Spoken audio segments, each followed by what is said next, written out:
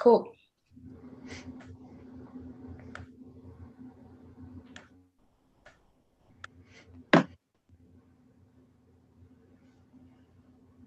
All righty. Hello, everybody.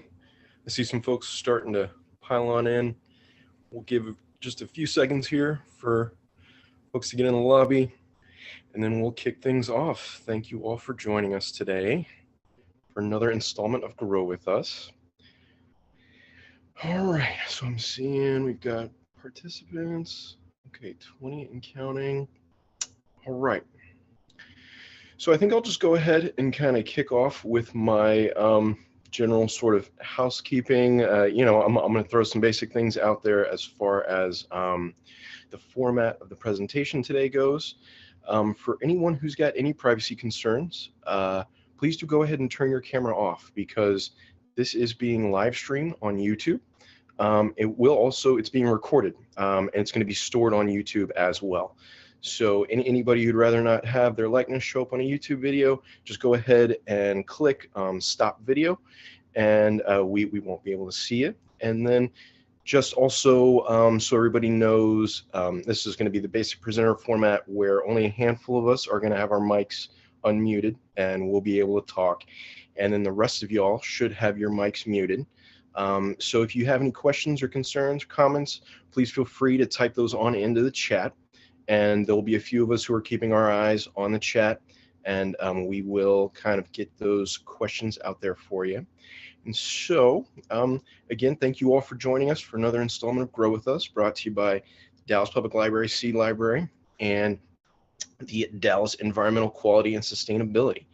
And I'm going to hand it on over to Helen with DEQS to kick it off. Helen. Thank you, Davis, and thank you all for being here today. I'm going to do a brief introduction about this program and my department, and then we're going to hand it off to our chefs today. And also just one more reminder, this will be bilingual. So not my part, but once the chefs start, they're going to share their recipes and their stories in English and in Spanish. So we're really excited about having a bilingual presentation today. So once again, my name is Helen Dulac. I am with Dallas Environmental Quality and Sustainability, and we are super excited to be partnering with the Dallas Public Library on this series called Grow With Us, Mondays at noon. And just to give you a little bit of an idea about environmental quality and sustainability, we were formed back in 2004, but we had a different name. We were called the Office of Environmental Quality, or OEQ. We worked really hard for 4 years to have Dallas become the very first city in the United States to achieve a special environmental certification called ISO 14001. This is an international environmental certification that a lot of big businesses, factories, and manufacturers have, and cities can get it too. And so what's remarkable about this is we're talking Dallas, Texas. We're not talking about a city in California. We're not talking about a city in Colorado. We're not talking about Austin. We're talking about Dallas did this first. So we do have a history of being green, and we just want to go greener with your help. Let's fast forward 10 years to 2018, where a lot of changes happened to this department. There was a restructuring in the city, and some other environmental programs and groups and employees were brought over into OEQ, and it doubled in size. And to reflect that change, we changed our name. That's when we became Environmental Quality and Sustainability. With that merger, we also had a combined outreach and engagement team that I'm a proud member of. And then the following year in 2019, Mayor Johnson created an Environment and Sustainability Committee of Dallas City Council. They meet the first Monday of every month, and those meetings are open to the public and live streamed. And they are a great way to keep your finger on the green pulse of the city and find out about different pilot programs and plans that are being created to help the city be more green. Now, if you have heard of this department, it's probably because on May 27th of 2020, the City Council passed our first Comprehensive Environmental and Climate Action Plan, known as CCAP, and that was spearheaded by our department. This is our roadmap for the next 30 years on how we're going to mitigate climate change and improve the quality of life for everyone in Dallas. You can see all 250 pages of the plan at dallasclimateaction.com. And you'll see many of the actions we take, and even programs like this go towards that plan, because including more vegan options in your diet actually can help improve with greenhouse gas emissions. So I mentioned that we went through a restructuring. Well, those groups you see in green are the ones that joined us in 2018. I want to talk about one of those just briefly, and that is stormwater. So stormwater is anytime there's rain or water. It could be from snow melt. It could be from a hose that's left on, and it's not absorbed into the ground. So it actually runs off. So this urban runoff can go down your lawn, go down your driveway, go into the street, travel all the way down that gutter to that big drain at the end of the street. That big drain is called a storm drain inlet, and it's there for one reason, and that's to make sure the streets don't flood. So any water or liquid that's in the street goes into the storm drain, then it goes into a creek or stream, then that creek or stream feeds into one of our beautiful lakes or the Trinity River. And nowhere in that cycle is the water cleaned or treated. So if that water picks up any pollution along the way, that's how that pollution ends up into our lakes and rivers.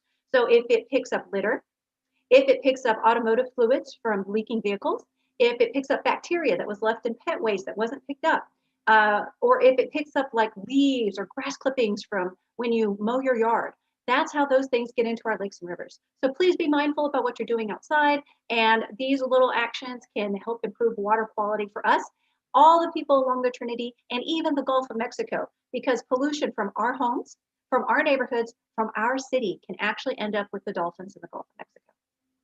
So I mentioned this outreach engagement team that I'm a part of. Well, we want to empower Dallas to save the earth.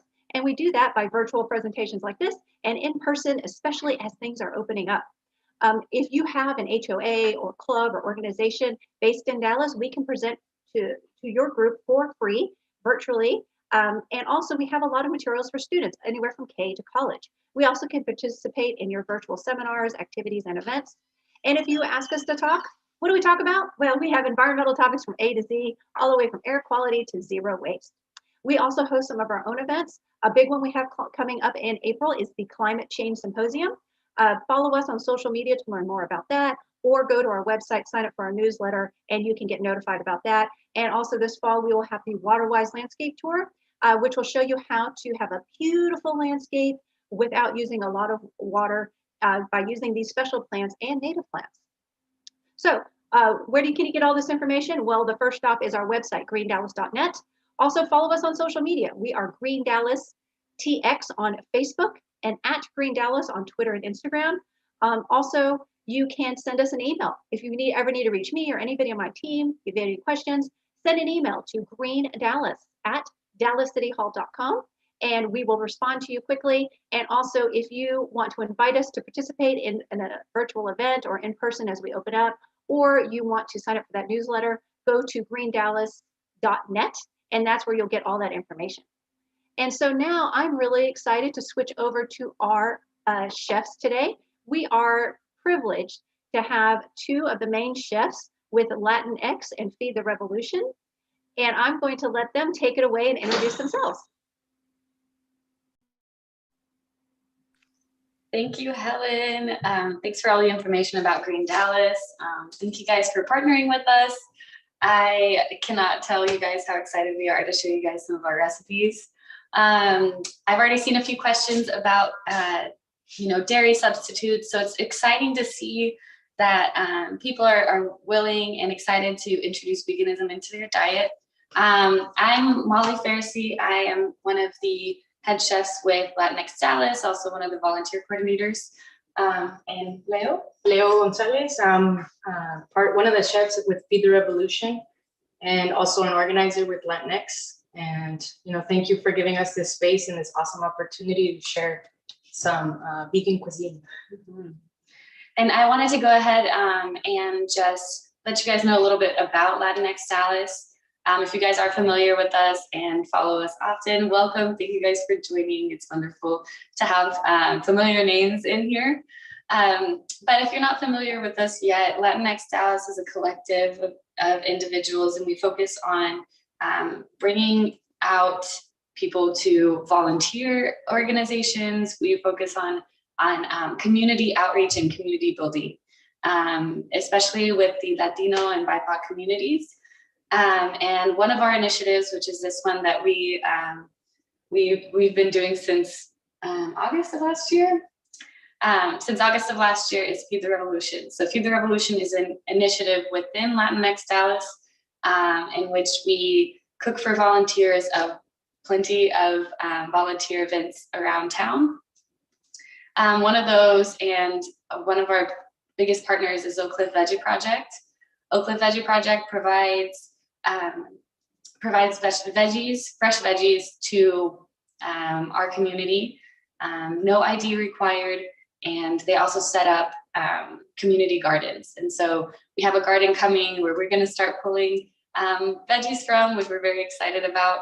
And yeah, we show up to those volunteer events and many other volunteer events. So if you do have an organization in Dallas that you would like to partner with us and you'd like for us to, get together and possibly cook for one of your events, please do reach out to us on our Instagram or probably best through our Instagram, Latinx Dallas or Feed the Revolution _LXD, and we'd be happy to partner with you. So Helen, should we jump into the recipe or do you have anything else to share? I think it'd be good. You might just want to repeat that in Spanish and then get started. Okay, perfect. So, básicamente, muchas gracias a todos por reunirse y estar aquí con nosotros. Latinx básicamente se formó para ayudar a las organizaciones que ya existen, para jalar más voluntarios. También se formó Feed the Revolution, que básicamente es un grupo de personas que les encanta la cocina y es todo lo que hacemos lo tratamos de hacer vegano, basado en vegetales y fruta, todo fresco. Y también lo que hacemos es cocinar para los voluntarios que van a estos eventos de las organizaciones. Y es un placer poder compartir todo esto con ustedes.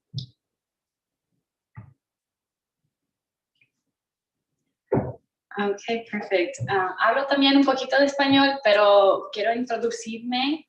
Me llamo Molly y también soy una voluntaria con Feed the Revolution, esta organización que trabajamos todos los finales de semana con voluntarios. Y esta es Leo, que también está con nosotros desde agosto, cuando empezamos. And I think we can jump into this recipe. So what we can do is also, kind of go back and forth with the recipe. If you're cool with that, Leo, with English and Spanish. Spanish is my last language that I've learned, so it's my third language. I'm going to leave it up to Leo to do the translations, if that's okay. But yeah, we can go ahead and get started. So what we have prepared for you guys today is quite a few different quite a few different recipes. So we have a wellness juice that we're going to start with, which is wonderful for like anti-inflammatory properties. Then we're going to move on to one of our staples, which is our barbacoa, our vegan barbacoa made with banana peel.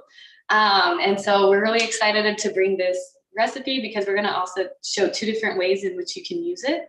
And then we're going to finish up with some yuca fries. So you really can't go wrong with that. So yeah, we're going to go ahead and get started. Does anybody have any questions before we get going? It looks like that there is a lively discussion in the chat about different ways to make vegan cheese. So if you're not going to use that in your recipe, if at the end you can give us some tips about different ways to make cheese substitutes, because a lot of people love cheese enchiladas or put cheese in their casseroles or use it as, dressing, to sprinkle on top of dishes. So if you can share some tips with that at the end, that would be most appreciated. Okay. I don't mind addressing it right now, but there are a few different ways, right? Have you made vegan cheese before? Or okay. Yeah, there are a few different ways that I know of making vegan cheese. But one of mine is actually with something that we're going to be using today. So we're going to be using yuca today to make the yuca fries, but it's also a really good option for you to make vegan cheese with, because it gives you that like melted cheese feel. You can do it with potatoes or mostly any starch, because you really do need like the starch in that to make a kind of like that consistency. But yeah, so you can use yuca, which is probably my favorite one to use because it's so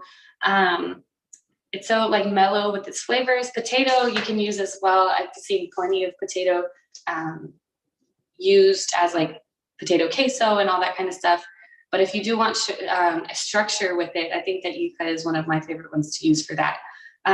Tapioca, if you guys have heard from that, also comes from from the starch of the yuca. So you can use a tapioca starch if you do not have a fresh yuca or anything like that. Tapioca starch can be found at lots of like Asian grocers, or even just your regular Walmart or Kroger sometimes have them now because of their increase on healthier options. So yeah, you can use tapioca directly, or you can use the yuca. If you want to do more of like a queso fresco, you can use tofu for that. And since there's an interest with that, I can make sure that we share more recipes on that on our page. On my page, which is Picture Me Vegan, I have a recipe on how to make like an Alfredo sauce with cauliflower. So that is one of my absolute favorites because I'm not a big fan of cauliflower, but I am a major fan of cauliflower when it comes to the form of cheese. So I myself was a cheese addict before becoming vegan. It does have addictive properties. So yeah, that is one of the things that people ask most frequently about veganism is how to substitute the cheese. But we can go ahead and get started. And we're gonna just go ahead and start with the juice if you're okay. If you wanna, I'll grab the recipes if you wanna explain kind of a little bit of the properties with it that you know. With the juice. Vamos a empezar con un jugo. Tiene propiedades para ayudar para desinflamar. Se va a ocupar naranja, jengibre, zanahoria y cúrcuma. También limón. Y básicamente se va a meter en la licuadora para hacer como un jugo y se toma fresco así en sí. Y es muy beneficial porque tiene propiedades, por ejemplo, el jengibre para desintoxicar y también para ayudar el sistema inmune. Aquí le vamos a enseñar cómo se hace. So perfect. So what Leo was just explaining is that we are about to get started with making a juice.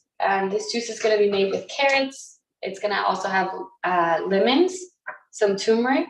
I'm running a little bit low, but I have more in there. Ginger and orange. And so those are the different things that we've been using to make this juice. And we're going to put it in the blender. And it's going to make a wonderful juice that has anti-inflammatory properties and is very rich in vitamin C, which is something that's going to be helpful for your day-to-day as well. And okay, yeah, somebody just added a recipe. Thank you, Vanessa, for adding a recipe for yuca cheese. And we can go ahead and get started with this. So I'm going to grab a spoon.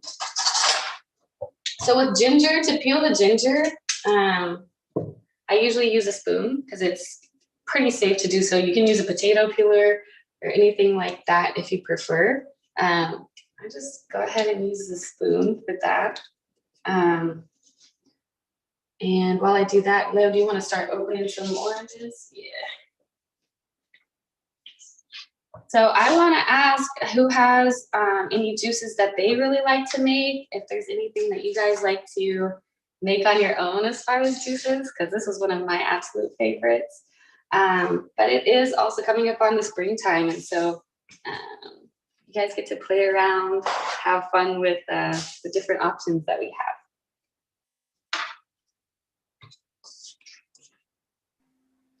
So we Lemon, have cucumber, Roxanne. mint. Yeah, Roxanne enjoys lemon, cucumber, and mint. Wonderful.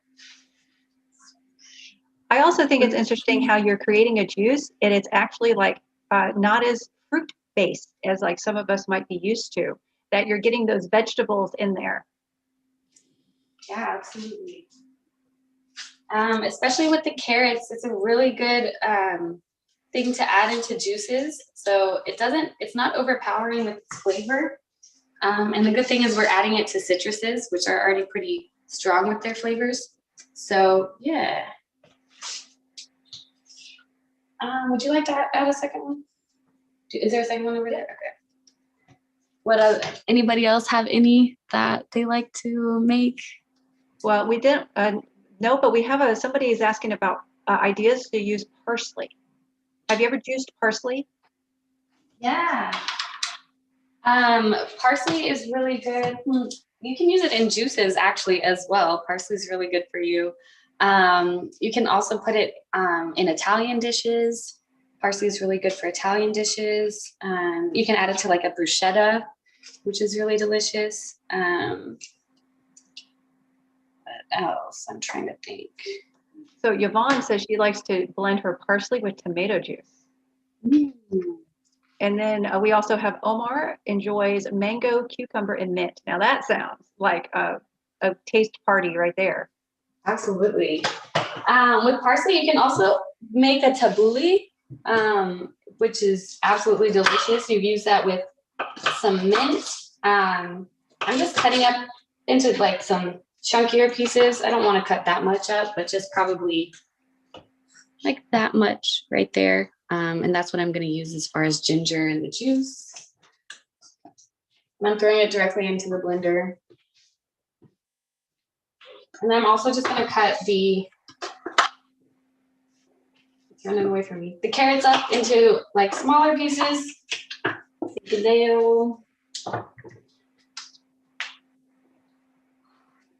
And yeah, these anti-inflammatory properties are seriously amazing. We've met people that have started taking this juice every single morning if they had any kind of like extra joint pains, and this was really good for that.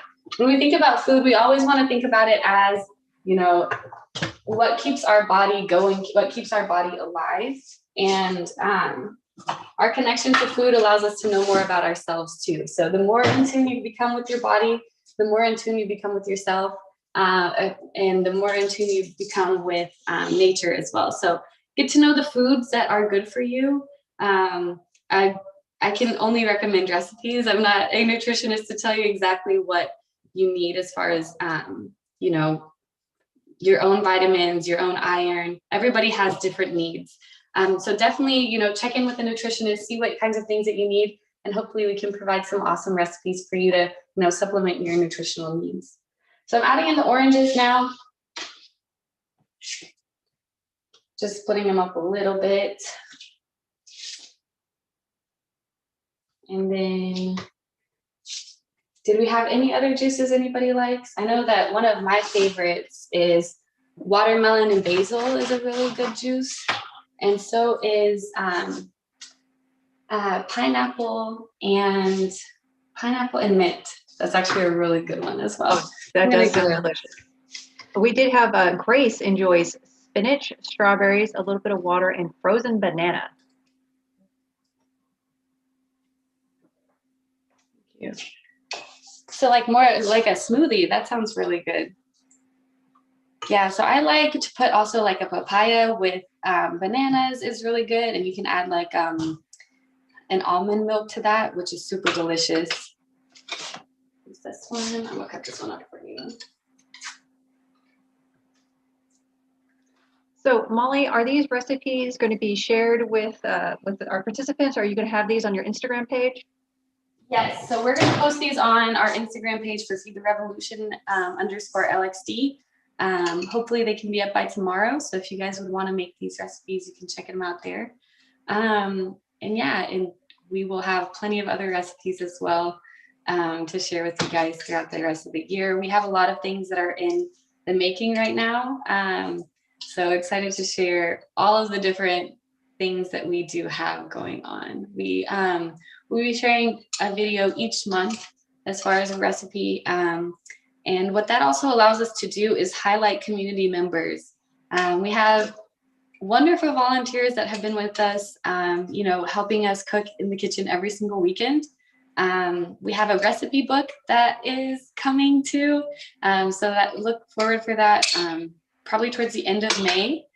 And we'll be sharing the different recipes that we've been not only creating, but also, you know, recipes that have sentimental value. I think when it comes to the kitchen, we also need to make sure we're, when we're talking about veganism, that we include the cultural aspects of food. I know a lot of people think about vegan diets, and it's very much so inclined to, people are very inclined to think that it is a very raw, bland diet. Which very, very much the opposite. You know, we eat all kinds of different things. We make all kinds of different meals. So part of what Feed the Revolution's mission is to do is to show different ways that you can make vegan recipes. And it doesn't always have to be a salad, although the salads are absolutely delicious and we do make them most of the time. We have other things that, you know, we make as well. So we're excited to show some of those things to you. So for the sake of time, I'm gonna just go ahead and blend this up. Do you mind muting that for me real quick? Because I don't want it to be too loud.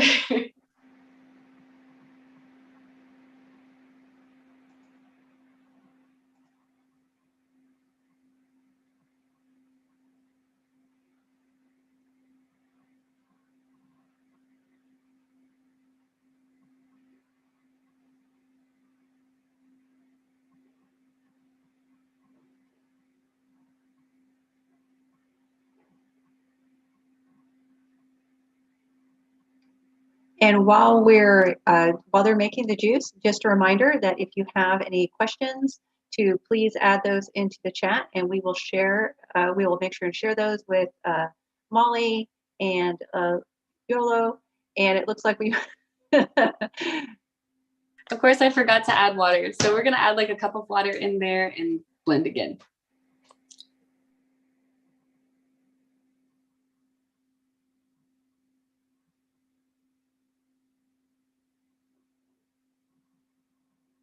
And then also, if this presentation happens to go past 1 o'clock, we will, this recording will be on the Dallas Public Library's YouTube page. So it'll be there for you to reference and to share and to revisit to make these recipes and get some more information. And yes, there were 2 oranges and 2 lemons. The lemons were juiced, so they were squeezed. So it was the juice of 2 lemons in there, but 2 whole oranges.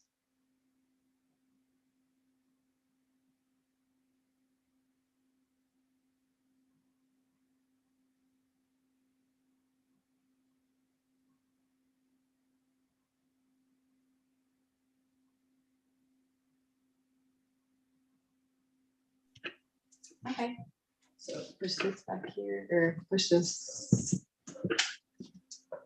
that way. There we go. So we're gonna just strain this out a little bit to get the extra chunks from the carrots out. This is also a good time for you to start investing into composting as well. I know Oakwood Veggie Project has a compost at the 10th Street Garden, so we can. If you are in the Dallas area and you'd like to compost, you can take your compost over there as well. Do we have any composting pros that can give us some composting tips possibly? We definitely have some past presentations of composting on the Dallas Public Library's YouTube page. If you go to playlists and go to Dallas Environmental Quality and Sustainability, we have Lauren Clark with Turn, which is a subscription composting service. She gave a whole presentation on composting, plus Heather Rinaldi with Texas Worm Ranch gave a presentation on vermicomposting using composting with worms. And then more recently, we had Linda Harvey with the Denton County Master Gardeners. She gave an organic gardening presentation, and she did a big focus on composting in hers. So again, to reach those, you can go to the Dallas Public Library's YouTube page, go to playlists, go to Dallas Environmental Quality and Sustainability, and you can see those programs and many of our past Grow With Us programs there. And we'll make sure to put links into the chat. And also, if you registered for this session, you will get an email in a few days that's going to have all sorts of links and information and resources for you, including the recording of where to view this presentation.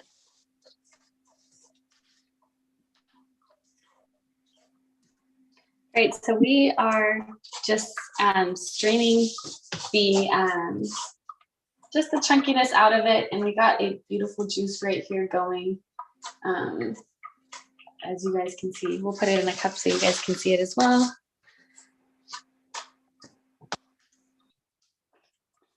Thank you, Leo. Ahorita básicamente nada más estamos colando el jugo para que no esté muy grueso, muy espeso.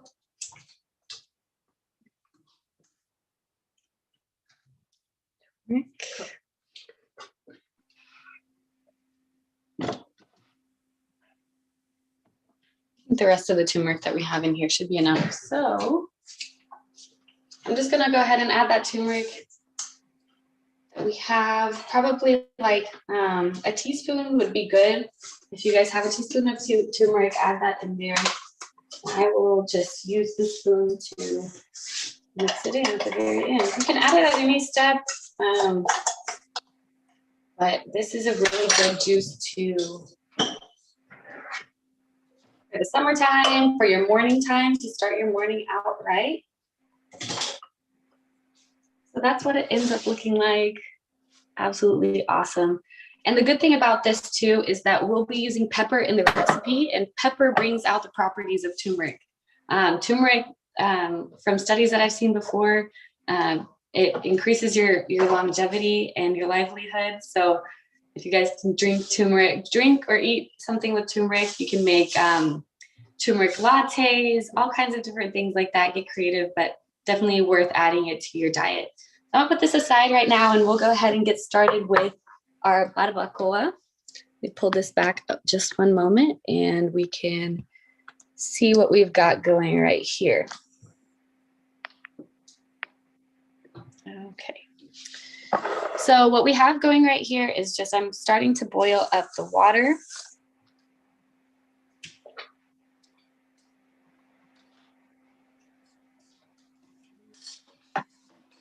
What we're going to do now is we're going to just grab our ancho chiles, which is what we're going to be using, and take out the seeds from the inside. We have ancho chiles and chile de árbol, right? Mm-hmm. So if you guys don't know where to find those, at most local grocers here in Texas, you can find them in the spices section. They're usually in little bags. There's one that's like the Fiesta brand that's used, and they are absolutely amazing. So we're just taking the seeds out.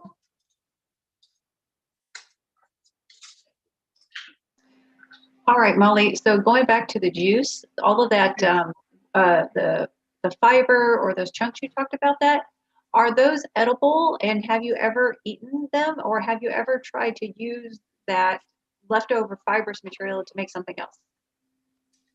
Yeah, you can absolutely use those for something else. They're definitely edible. You can leave them in your juice if you'd prefer. You can include those into, I'm trying to think, into smoothies. You can freeze those and add them to smoothies as well. So that's a delicious way to do that. Or if you are creative, you could probably add them into a pie or something of the sort. So yeah, there are many ways that you can continue to use those. For the chiles, we're going to just take out also this big part of the stem, which I can rip pretty easily with my hands, but just this stem part, we're taking this out. And you can go ahead and add those into the water. And those are only going to need around 10 minutes, 10 to 15 minutes for them to be good. Adding those in there, and then we're going to add in the chile de árbol too. So Molly, could you repeat the chilies that you're using again, please? Yeah, it's a chile de árbol and chile ancho. This one right here is a chile de árbol. This one is a lot spicier. So if you are going to use this and you have a little bit of like low tolerance with heat, this one is definitely one to be careful of. I know my heat tolerance, it has gotten better lately, but it hasn't always been the best. That's for sure. So to get them out, you can kind of just like squish up the chiles, and we're adding those to the water, and we're going to let those boil for about 10 minutes. So now we can go ahead and get started with the chopping of the vegetables.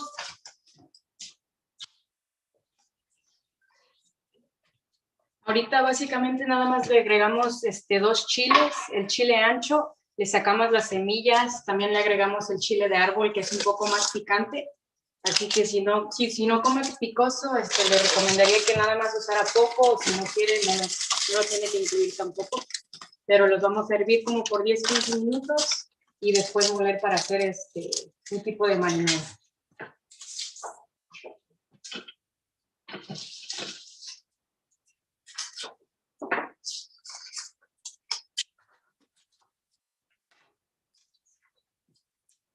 So we've got the onion and we've got some garlic cloves. I have 4 garlic cloves right here. We're gonna just start cutting them up. I'm gonna mince the garlic, and she's probably going to be cutting up the onion into little like dice, so into cubes. And we'll start with that. When it comes to the garlic, I like to just like squish it to get the shell off of it, and that's pretty useful usually.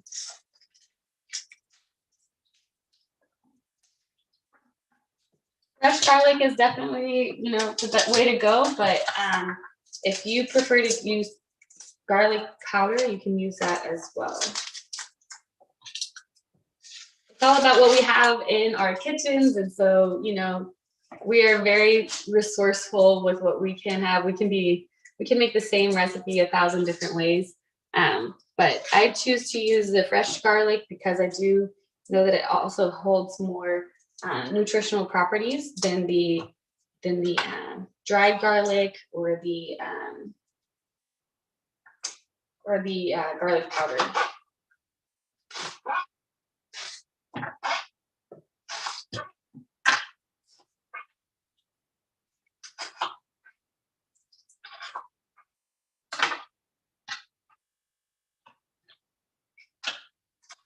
So is everybody on the call from Dallas? Do we have anybody showing up from anywhere else? Drop down below where you guys are tuning in from. Yeah, oh wow, we have somebody from Austin. We have someone from San Diego. If you're from the North Texas area, why don't you drop your zip code in there so we can see what zip codes we have represented.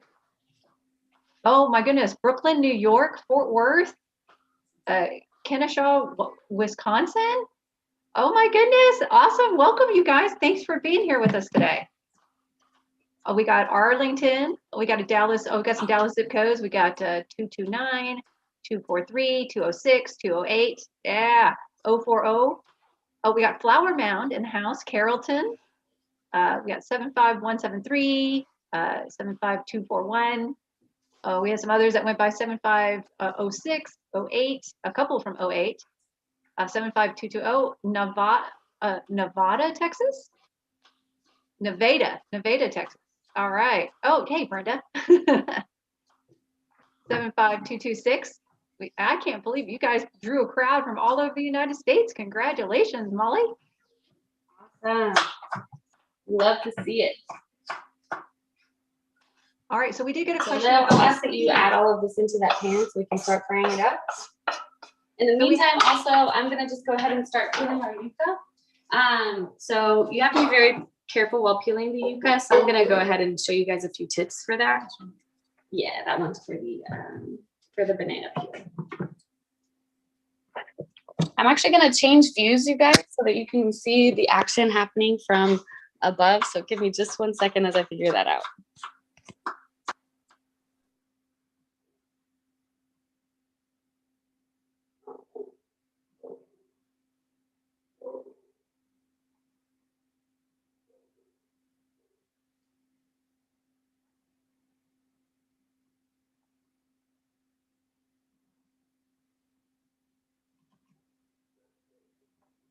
All right, so while they're doing that, just a reminder. Oh, there they are back again already. That was quick.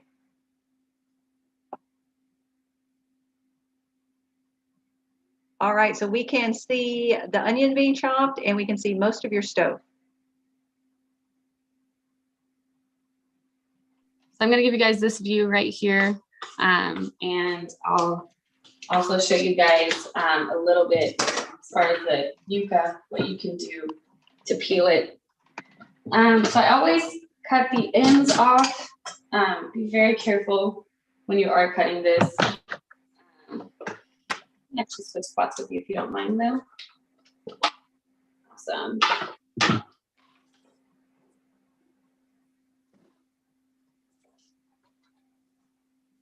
With the yucca, what you want to do to peel it is you will be very carefully cut just a line down the middle, and I like to go around like that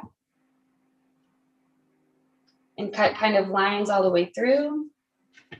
Because what this is going to do is it's going to help us cut off that one tough layer of the yucca.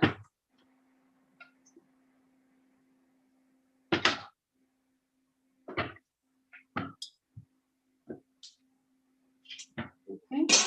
I'm going to grab a smaller knife because this one I do a little bit differently. I know it's a little bit more dangerous to do it this way. So if you're not very skilled with knives, probably would recommend going down like this, down this way. But pretty much when you go like that, you can pretty much peel that top layer of yucca off, and it comes off easily.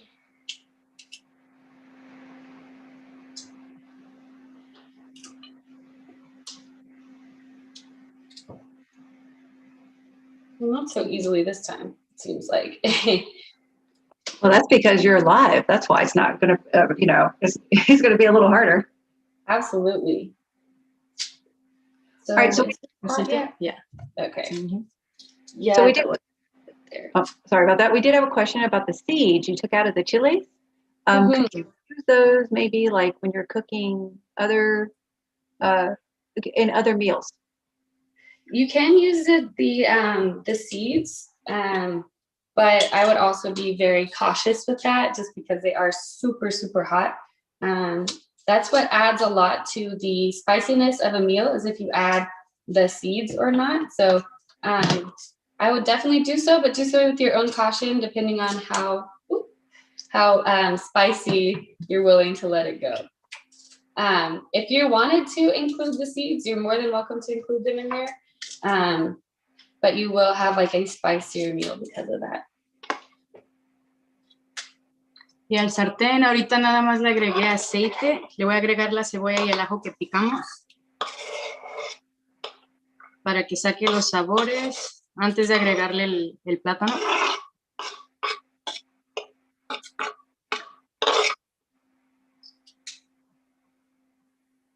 And we will show you guys also how you can go about peeling the bananas. So we're not going to be using the actual banana in this meal, but if you wanted to make an ice cream out of it, you're more than welcome to do so. The good thing about bananas is they have a wonderful consistency when it comes to freezing them. So you peel them first, and then you can see how easily that's coming off now. Sometimes it can take hours to do it other ways with peeling yucca. So yeah, as far as the bananas, you can peel those and then put the bananas in the freezer. That's what I'm about to do so that we can use it another time. Okay, wonderful. I'm going to move out of the way so Leo can show you guys how we peel the bananas. And I will be in the background peeling this. Basically, we're just going to peel it, how you normally would peel a banana. I would recommend doing it in little strips like this because it'll be easier to use moving forward. And then we can save these to freeze after. Ahorita nada más voy a pelar los plátanos. A mí se me hace más fácil pelarlos así como en tiritas. Pues vamos a quitar la etiqueta también. El chile se ve.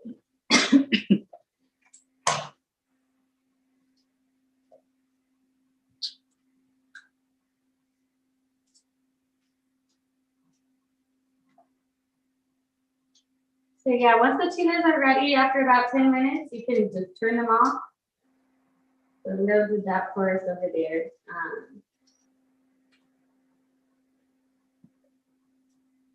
Do we have any other questions right now? Let's see, we had a little bit of a discussion about the yucca and the roots, and then let's see. I want to say I did pass one over.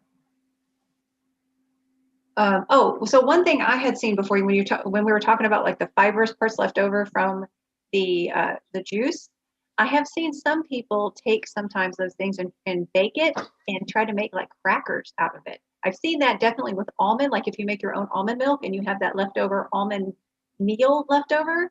So I wonder if you could do that with those carrots and make some sort of carrot cracker. So you can do that with the fruit. Some people actually make like fruit roll-ups out of it. They're little fruit cakes. I've seen that before where people will cut it up and make little bakes out of them. All right, so we did have a question. So when you were making that anti-inflammatory drink, about how much ginger do you think you put in there? I'd say I put probably a teaspoon of ginger, but it was not minced. So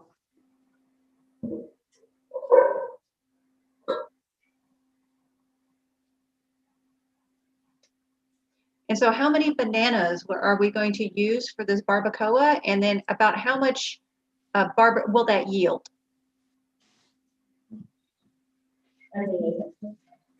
So what we're going to be using is probably like six to seven peels. And so when we use 6 to 7 peels, that will make, so what we're making is tortas and tacos, and it will probably make about, I would say at least one banana per portion. And so 1 banana peel per portion. So it'll probably be around 7 portions of the banana peel. All right. And I don't know if you guys can see this back one back here, but I finished up that yuca and we are boiling it right now over here. Oops, technical difficulties. That's all right. And so we also had a question about the onions. Are you cooking the onions in anything such as oil? Just oil right now. There we go. All right. That should be a good view right there. Okay, yeah, so we have the yuca boiling right now, and we're done with the chiles. So we're actually going to blend up the chiles and add it as like an additional sauce. So let's get started with that. Also done with the banana peels. They're just cut into strips, as you can see. I'm gonna give them a quick rinse just to wash them off. And then we're gonna go ahead and gut them. Yeah. So the cool thing about this recipe is you're gonna take out some of the fibers of the banana peel, and then you're just gonna grab a fork and go through it to make kind of like that barbacoa consistency.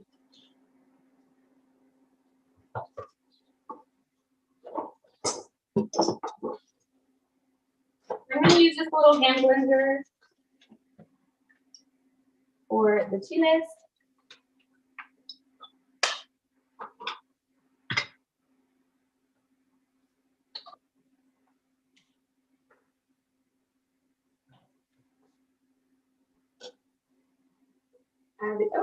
Add these in here this way.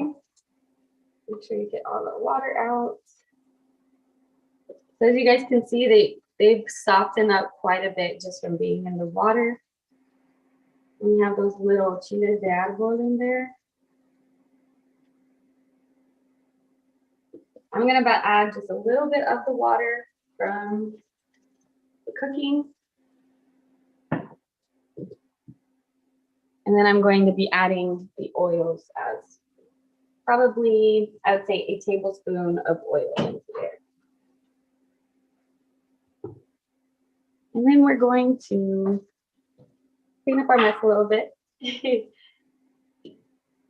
and go on to blending the chiles. I'm going to put you guys on mute for just 1 second so you don't have to hear the noise.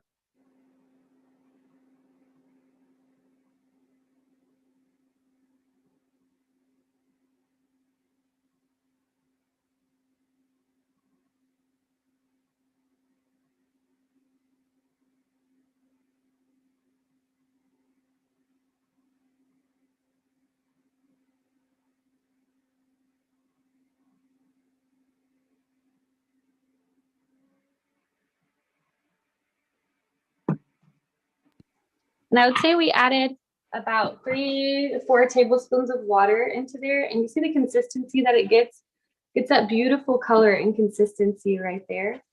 What I'm going to do is I'm going to add some cumin into that, some black pepper, and some salt.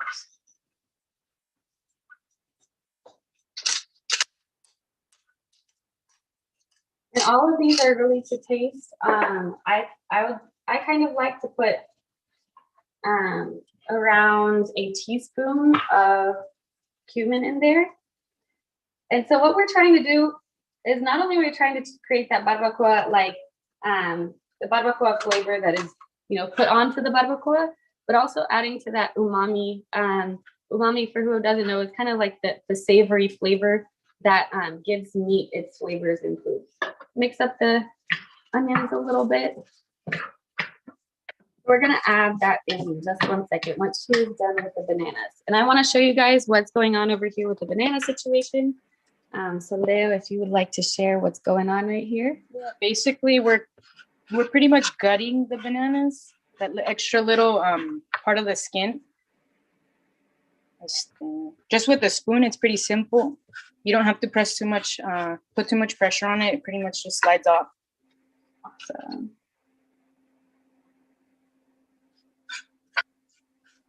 And then this banana peel is going to go directly into the food. The good thing about this is you don't also have to worry about so much about salmonella and all of those different and issues that you would find with meat. Pretty clean kind of cooking. Do you see she also took off that little edge, that little part of the little butt of the banana. And so now she'll be cutting that into strips. You can either do it with a fork or you can just cut it into strips with a knife as well. So Molly, we had a question about the onions. Could you keep the onions raw, or do you recommend that they're sauteed? I recommend that they're sauteed just because it also adds to the flavor of all of this. We're also going to add in, did we add in the garlic yet? Yeah. Okay, so the garlic is also in here. I would recommend that you saute that just because it was also going to add to that flavor and that traditional way of, eating that like meat with onions and garlic. So we have received in the past questions about why, to do meat substitutes. And there really is the cultural and the emotional connection that we have to our foods and what we've grown up with. I know a lot of us think about, especially Latinos, think about meat and how that connects us to our culture. And so when we cook with meat alternatives, whether that be with jackfruit or its banana peel, we're also continuing to honor our cultures and make sure to pass the same kind of flavors and deliciousness down. So although, we are, even if you do choose to go vegan or you choose to make a vegan meal, you can still hold on to that sentimental value that the foods bring you. So I'm going to revert it back around and we are going to continue to show you how we do with the bananas. So I'll put it up here and I'll start slicing banana peel. You can see the onion is still going over here. I'm going to turn it down just a little bit. We're going to grab the banana peel. And this is perfect to do at that time that you don't know what to do with the bananas anymore and you're tired of making banana bread.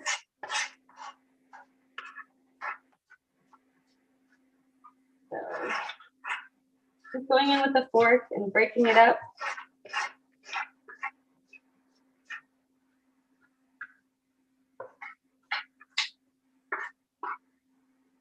Just tearing it up with a fork.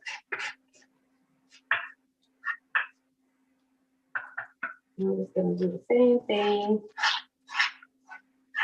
You can also cut if you prefer more like exact separation, but I am happy with doing it with a fork. If you have children, this is also, something that the kids can do while you're cooking. So, they can have that active participation in the meal as well. also educating young ones with nutrition is really important from the very beginning. So this is one way to do that. Also, for vegans, this is a really good source of B12. That is a big concern for people when they're becoming vegan, as far as how they're going to obtain B12 as part of their food and how they're going to intake it. Many people choose to supplement B12 with pills, but banana peel is a good place to find that B12 nutrient.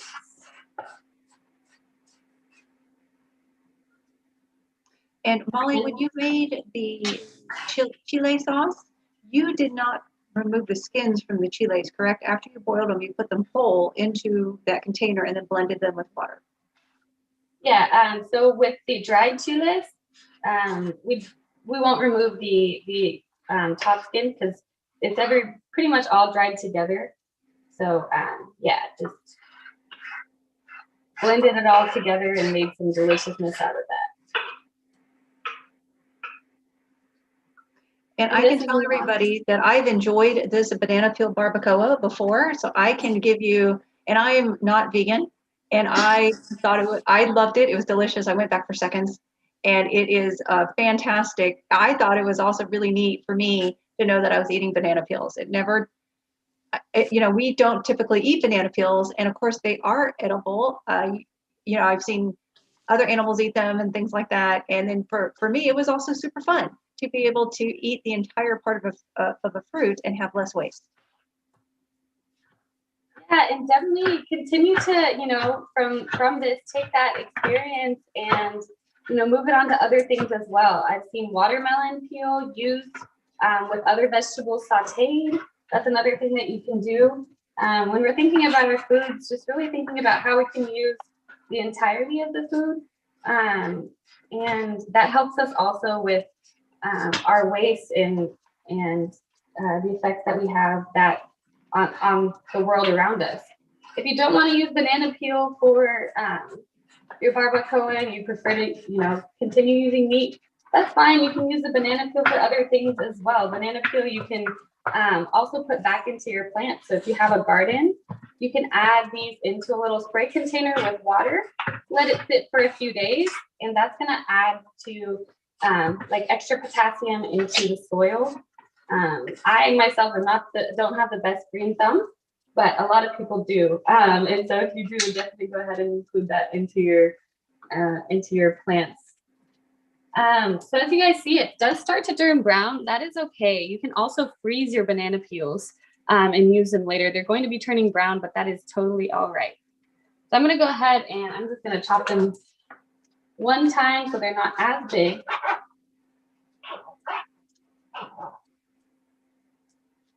A few times here and there. So we'll just have smaller strings. And I'm just going to throw these guys into here with the onion and the garlic.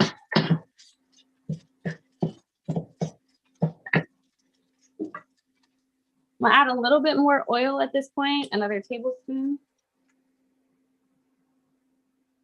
And then we're going to grab some soy sauce. Ahorita nada más les agregamos los plátanos rebanados. Le vamos a agregar un poquito de salsa de soya.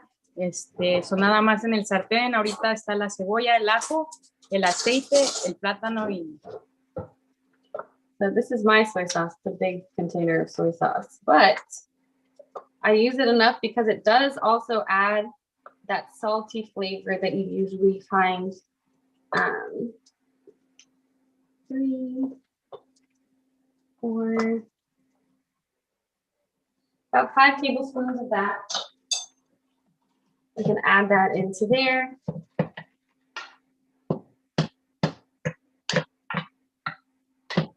Continue mixing it up.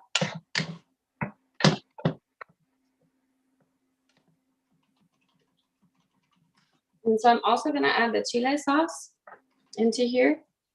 The good thing about this is it's going to give you that barbacoa flavor. It's very, very awesome to use this kind of as a rub for your barbacoa. So even if you are going to consume meat, this is something you can add as like, you know, a rub into there for your barbacoa.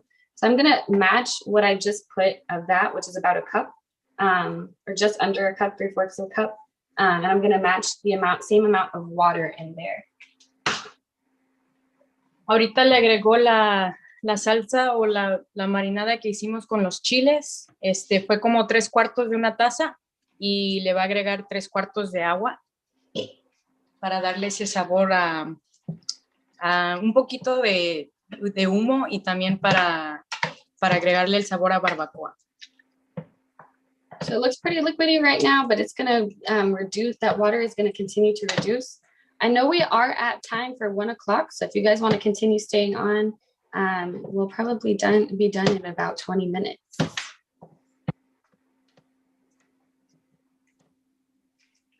So Molly, a lot of people are familiar with soy sauce, but they're not familiar with soy sauce in Latin dishes. Mm-hmm. Could you talk just a little bit more about adding the soy sauce and then what you can, and what the different spices you use to bring in the barbacoa Latin taste to this dish? Yeah, so it's definitely something that you would find to be unusual in Latin dishes. Although I will say that there is a big fusion between Latino culture and, let me turn this around.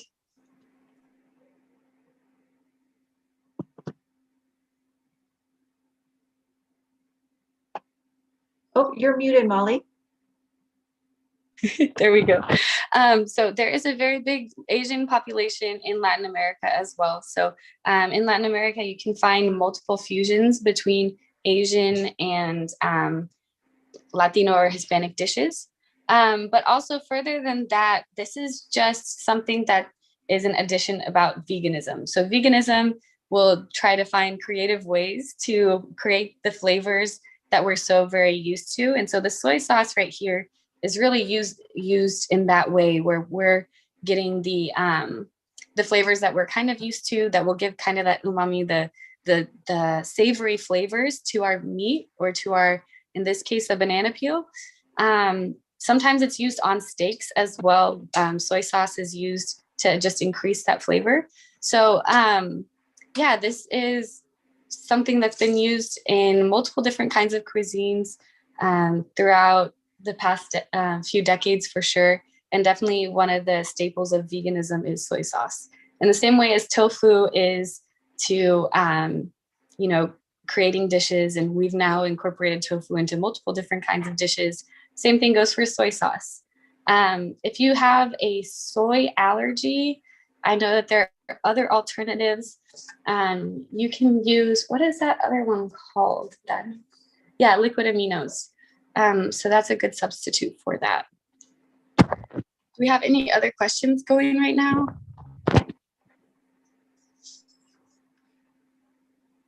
Let's see. Okay, so there was a question about the bananas. So I believe you said you froze the bananas. You're going to make ice cream with those? Yeah, so I'll be making ice cream with those. So let me turn this stuff around. So with the bananas, just by blending up the bananas themselves and then adding whatever flavors you want, whether it's like a cocoa powder or also frozen strawberries, without the addition of milk or anything like that, you can create a consistency that's very similar to ice creams, and it's really delicious for the summertime. You can make popsicles out of it. You can make ice creams out of it. But my favorite absolutely is ice cream. My favorite one is to do cocoa powder and strawberries and a little bit of agave, and it gives a wonderful flavor into it. Have you tried it before? I've made like a peanut butter and banana ice cream with a little bit of cinnamon, and you basically just blend it all and give it that really thick consistency. And I mean, you're more than welcome to add chocolate as well to give it like a peanut butter chocolate cup flavor. But it's really good. It's really versatile. I think you could add it with other fruits or, you know, whatever you like. Yeah. Okay.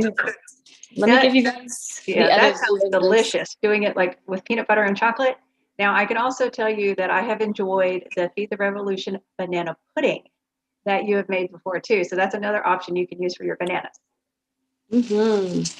We also have a recipe of banana fritters on our page already. So if you're ready to make this recipe right now, after we get done, you can also check out our Instagram and look for the banana fritters. They end up tasting like little like beignets almost, which is absolutely delicious. So whether you want to make a fried snack or you want to, enjoy a healthier way, there are multiple different ways that you can enjoy and make sure that you use the whole entire fruit. So we're just going to let it cook for about 5 more minutes. I turned the oven on because we're going to make tortas. And so I have some bread right here that we're going to be using. And the bread we're going to just be putting in the oven with a little bit of either vegan butter or some oil on top of it so that it gets a little bit crispy. And you guys can enjoy the view of the banana peel cooking for the time being as I do a little bit of a cleanup. So this is a great time if you have questions for either of our chefs to please drop those into the chat. And also if there is any Spanish translations you want to add at this time, it'd be great to do that too.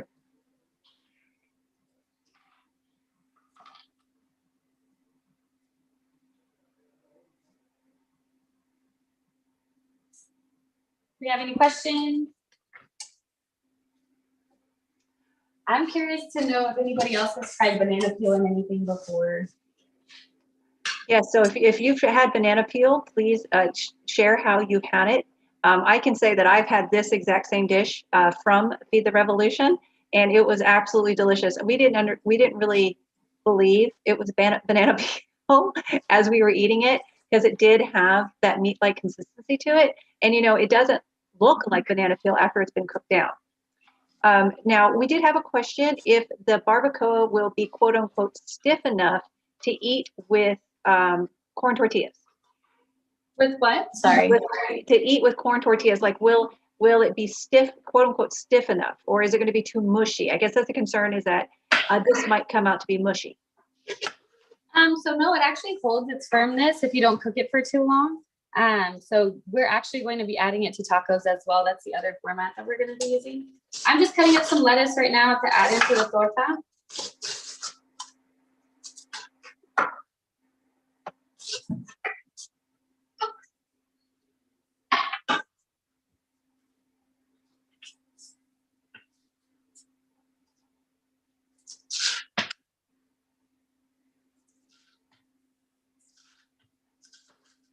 All right, so if somebody wanted to make banana pudding with those bananas that we put into the freezer, what do you suggest they use as like the dairy substitute? So I would recommend almond milk for that. But if you have an almond allergy, oat milk. The good thing about almond milk in dessert is that it really gives that like richness for the banana pudding. So you can also use coconut milk or coconut cream, which adds that extra bit of fluff. I use that usually for whipped cream on top of that. You can use a coconut cream, whipped cream on top of the banana pudding. All right, and then you know what? Thank you, Carolyn, for the reminder. But what happened to the yucca? What's going to happen to the yucca? That one is still boiling. It's about halfway through and with the boiling, so we might not see it this time around. But I can definitely let you guys know, what to do with it whenever you do have. So what we're going to do is we're going to continue to boil it, and then once it's done boiling, we're going to put it on to medium to high heat to cook in oil. So once it's done, we'll cut it into like strips and cook it in oil so that it can be used that way. So you're making yucca fries with that, right? Or yucca chips? Yes.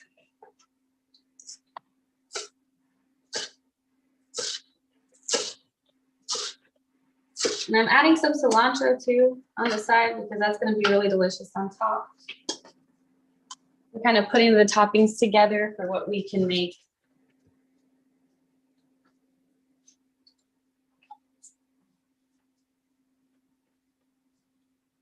Grab a container to put these into.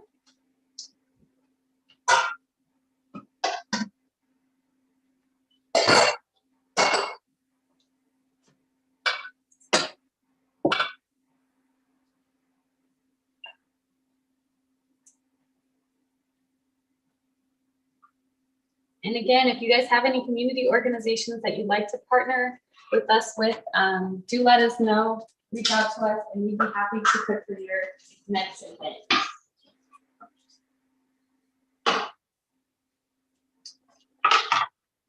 So I'm just going to be cutting up an onion.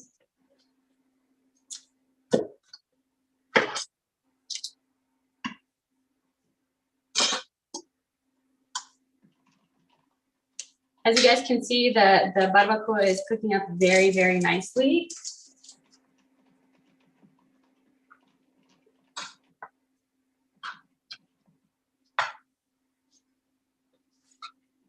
And I'd say probably just a few, for like 3 more minutes, and it will be ready.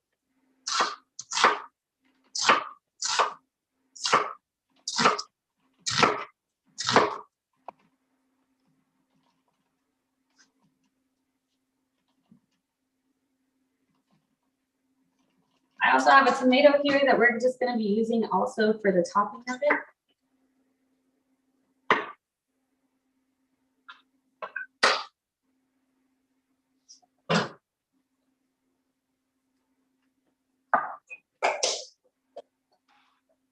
So Molly, when you make this dish, do you normally use organic bananas? Yes, I use organic bananas just for my own personal preference, but if you do happen to have non-organic bananas, that's just fine as well.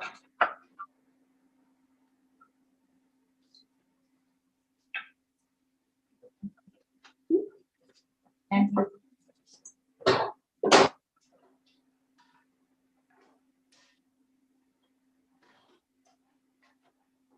so we put our oven on pretty hot. So I have it at 425 right now, just so it can get that bread nice and crispy very quickly. And all I did, I'm just gonna swing it in here real quick. I just added a thin layer of butter. We use vegan butter. We will also soon be posting a recipe to make your own vegan butter. You can also use coconut oil if you prefer that, or even olive oil would be just fine as well. So you guys see the consistency we have going with the barbacoa. It's coming out super nicely. Some of them are a little bit yellow still, but that's okay. A lot of times, if you wanted to have that brown color, if you freeze the bananas first, they're always going to have that brownness to them. And so now,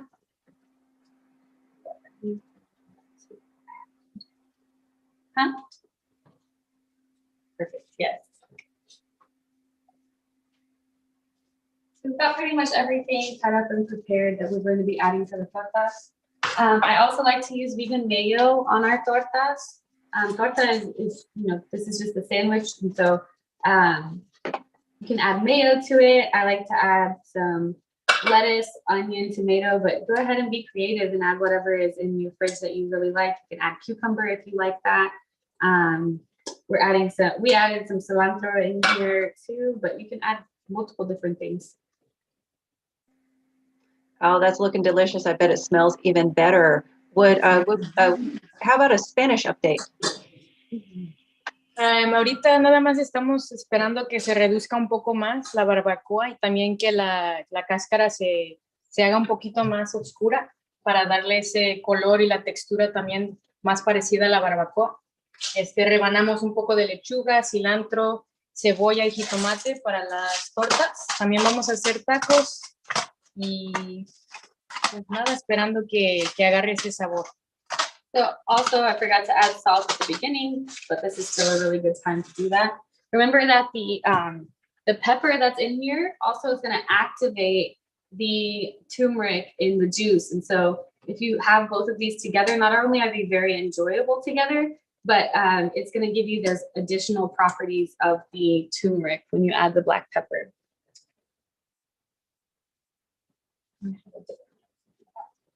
This one. And you can see kind of how that's coming together.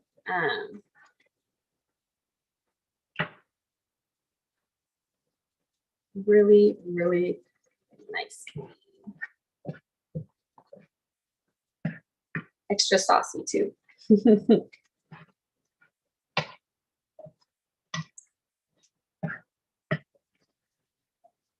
And we're still on medium to high heat right now. That is the way that we are cooking this right now.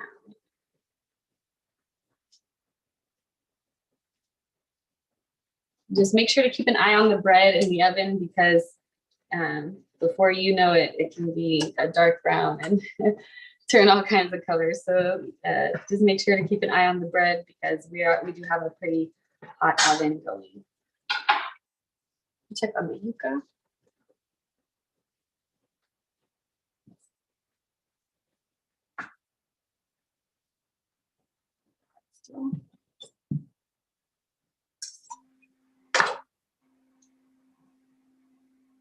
All right, we have a really good question. How do you know when it's ready? It really just needs to get all of the flavors together. I like to make sure that the banana peel is loose enough, but still holds a little bit of the firmness to it. So it is just about ready. I'm just trying to get the water reduced a little bit more, and then it should be ready.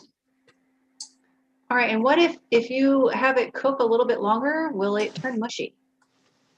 Not overly mushy. You can still enjoy it. But I haven't very often overcooked the banana peel. I believe if you were to cook it for way too long, it would become mushy, but an additional 5 minutes or so would not hurt it. Okay, you can go ahead and start putting them together. So we have our bread right now. Let me get some of the pan for the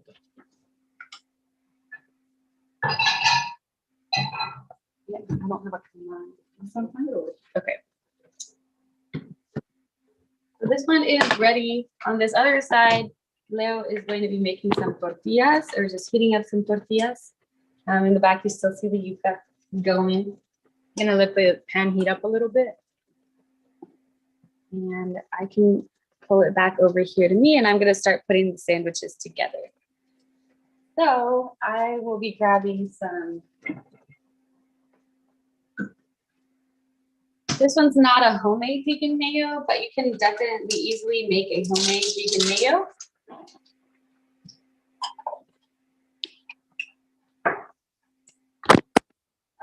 Sorry about that. I'm just gonna be adding 1 layer of mayo to one of the sides.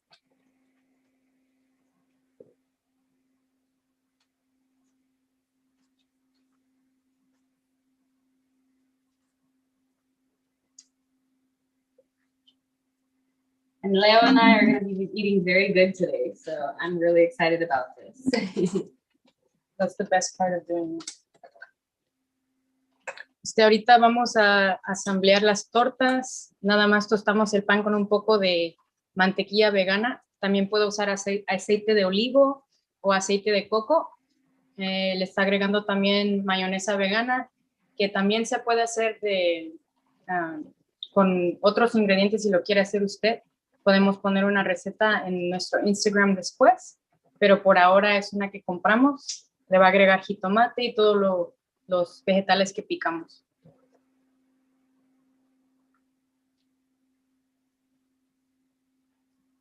This is definitely your spin on just a boring sandwich that you might be having throughout the day. And if you make the barbacoa in advance, it's just something you can kind of put together super easily.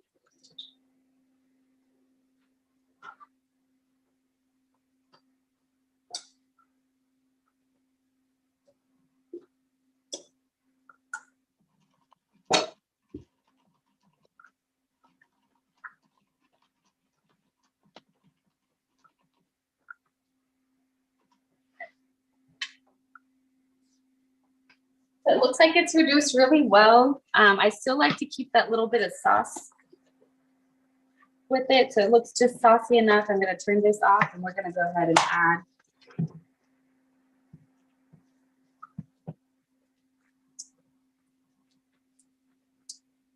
and if you're wondering if yours is right or not, if the consistency is a little bit too fibery, I would recommend trying it, seeing if the consistency is too fibery. And if you feel like it's too fibery, leaving it to cook a little bit longer.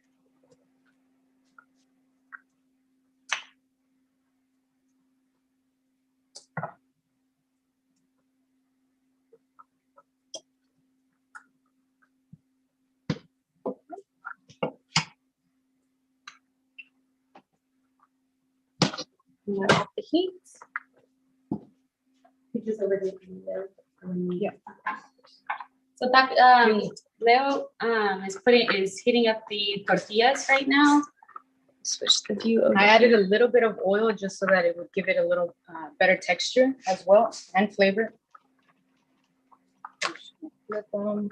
And that's how you know she's a pro. She flips them with her fingers instead of with the fork, because you can definitely burn yourself quite easily with that. So You could always use tongs. use tongs. That's a great way of doing that.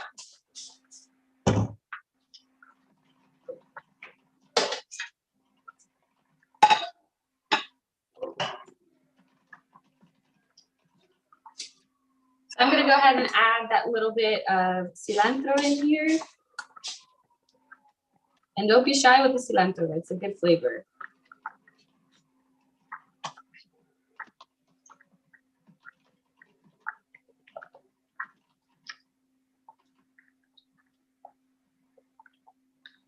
And you can go ahead and close it up.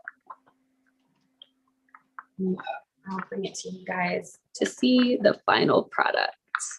So that's what it's going to look like at the very end. You see all of our ingredients in there with the tomatoes, the onions, the cilantro, the lettuce, the barbacoa at the bottom, and even that little layer of mayo right there. So that is our torta. That is beautiful. And like I said, I've had this dish before. I didn't have it in a torta, but I'm so jealous that the two of you are going to be enjoying that without me. Yeah. Okay, so we do have a question, and I don't know if you have any tips on this, but what about being I'm having a hard time diabetic? hearing you. Give me just 1 second.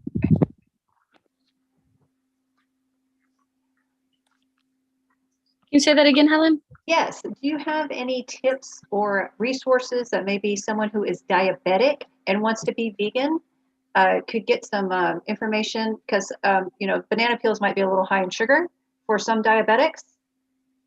For sure. With that case, I definitely recommend, especially if you have a very specific diet, to get in contact with a nutritionist. Instead of using banana peel, I know you can use also jackfruit as a substitute, but I'm not sure as far as the sugar contents within jackfruit. I'm trying to think of some other alternatives that you can use. Do you think you could use mushrooms? You can use mushrooms, absolutely. Mushrooms are delicious. They also give that savory flavor.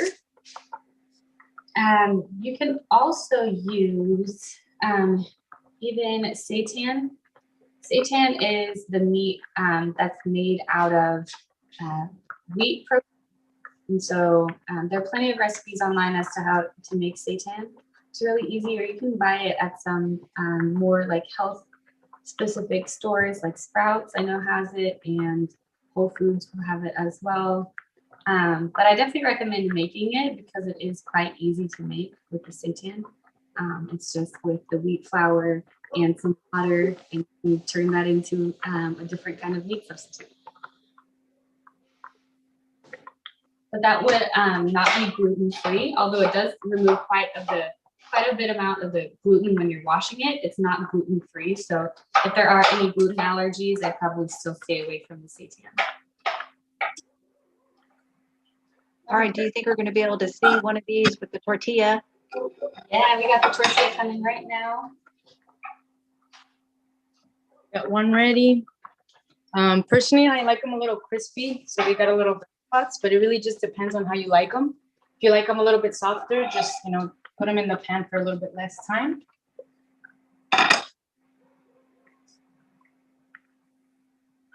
Barbacoa.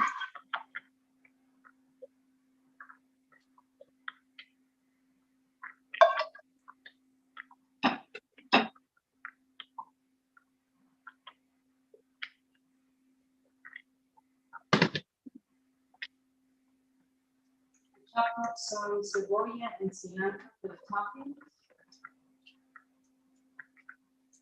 Just gonna sprinkle that on there.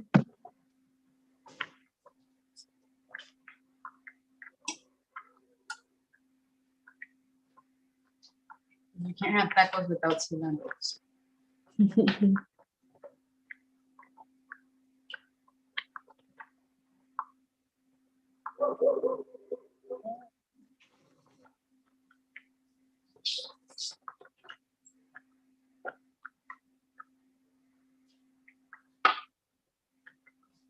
I'm going to bring it a little closer as well.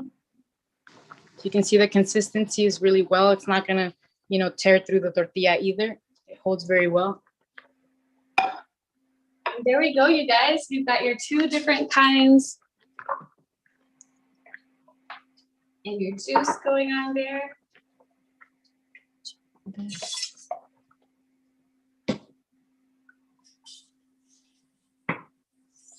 And we do have our yuca already boiled, but it isn't quite ready to fry.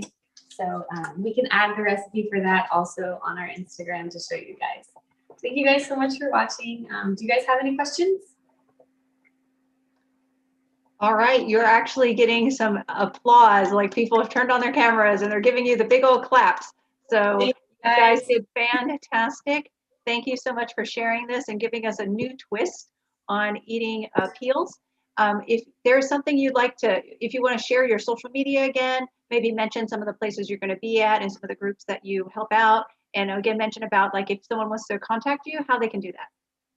Yeah, absolutely. So thank you guys so much for all of you guys joining and staying a little bit longer with us. It has been such a pleasure to do this because, you know, these are some crazy recipes we come up with every single weekend as we are, you know, deciding what the meals are going to be for the week. And so our Instagram is Latinx Dallas. Also Feed the Revolution Latinx Dallas if you're a foodie and want to check out just the food page. But we are out at events every single weekend. So make sure to catch us always at Oak Cliff Veggie Project. We recently have been partnering with Grow Garden Grow as well. And so make sure to stay on our page to understand where we're going to be at each one of those weekends. So that's what I have. My Instagram is also Picture Me Vegan, where I have the recipe for the Alfredo sauce. And we'll be posting many more recipes on our Feed the Revolution Instagram, so you guys can check those out. If you also want to donate to our efforts, we do have you know, those linked on our profiles, and you can contribute in many other ways too. You could sign up to also cook with us on weekends. We have a forum on the Latinx Dallas page if you'd like to come and contribute to our kitchen. Or if you just want to try the foods, come on out on weekends and check it out. So yeah, we have a great time every Saturday and Sunday now. We've been cooking, and we would love to have you come out and try our food. Oh, awesome. And I can say I have had their food on many, many weekends when I'm out volunteering, and I have never, ever had a bad dish. Everything is fresh.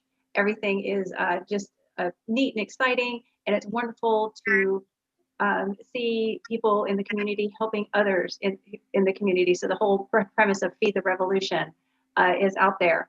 And also, one of the neat things they do when they're working with the Oak Cliff Veggie Project is the food that we distribute to the community that day, they come in the morning and use the food that we distribute to cook the meal for the volunteers. So that's a wonderful way also to help you see different ways that some of these common vegetables can be turned into these unique dishes. And so with that, I want to thank you both so very much. I'm going to see you guys soon at one of the Oak Cliff Veggie Project events. And in closing, I just want to tell everybody that that this is my last Grow With Us session that I'm going to be on here with everybody. It has been a joy and a privilege to be working with the Dallas Seed Library and all of my friends here that I have come to grow and love, the audience that we have created, and just working with the Dallas Public Library and all the wonderful people and groups and organizations that we featured on here. But I know that good things will continue to grow with this. This series will continue, And I just want to thank everybody for being a part of this and for continuing this series. And I'm looking forward to all the wonderful things that are going to happen. So on behalf of Dallas Environmental Quality and Sustainability, the Dallas Public Library Seed Library, and our special guest today, thank you so much. Stay safe, and we will see you next week.